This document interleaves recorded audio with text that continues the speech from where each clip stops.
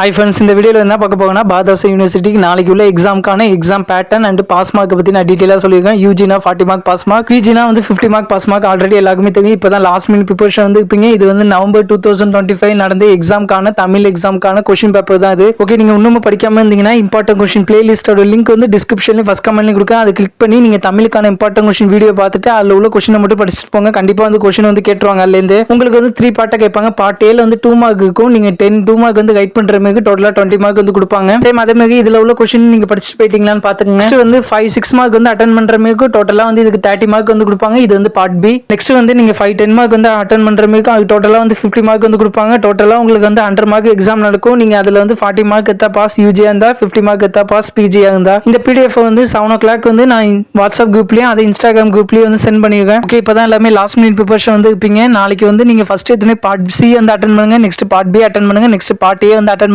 எல்லா question attend பண்ணுங்க.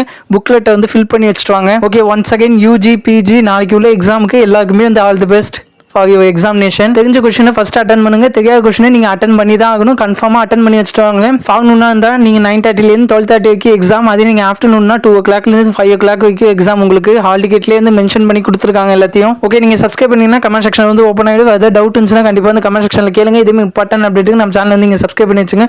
Okay, பாய். Next வீடியோல வந்து பார்க்கலாம்.